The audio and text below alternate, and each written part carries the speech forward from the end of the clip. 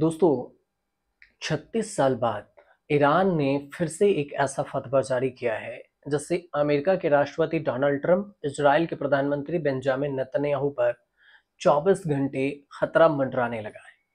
और अब से पहले ये फतवा लेखक सलमान रशीदी के खिलाफ जारी हुआ था। ईरान के सबसे बड़े मुफ्ती ने दोनों नेताओं को मुआरिबह यानी कि अल्लाह का दुश्मन घोषित कर दिया और इसकी सजा है मौत। अब फिर ईरान का जो ये फतवा है ट्रंप और नेतन्याहू पर आजीवन तलवार की तरह लटका रहेगा।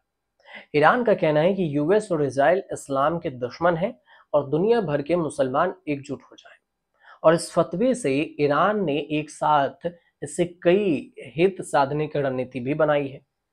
ये फतवा अरब के शक्ति समीकरण बदल सकता है। अब इसे आप एक लाइन में कहें तो युद्ध को धर्म युद्ध में बदल दिया गया है। ईरान का टारगेट अब अमेरिका के राष्ट्रपति डोनाल्ड ट्रंप, इजराइल के प्रधानमंत्री बेंजामिन नेतन्याहू है। ईरान ने ऐसा काम किया है जिससे दोनों पर आजीवन खतरा मंडराता रहेगा। और इस रणनीति के रचनाकार ईरान के supreme leader Ayatollah Ali Khamenei है। अब 12 दिन के युद्ध में ईरान को अपने परमाणु संयंत्र, अपने कई कमांडर और परमाणु वैज्ञानिक गंवाने पड़े। ईरान के 600 से ज्यादा नागरिक मारे गए। कई शहरों में इजरायली मिसाइलों से नुकसान हुआ।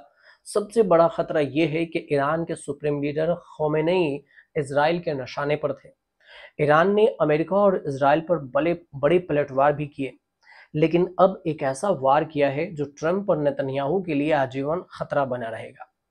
ईरान के ग्रैंड आयतुल्लाह नासिर जो मकारिम शिराजी है, ये ईरान के सबसे बड़े मुफ्ती हैं। इन्होंने ट्रंप और नेतन्याहू पर फतवा जारी करके दोनों को मुआरिब घोषित किया है। मुआरिब, अब सवाल ये उठा आपके मन में भी कि क्या है ये मुआरिब। तो मुआरिब का मतलब होता है अल्लाह के खिलाफ जंग छेड़ने वाला।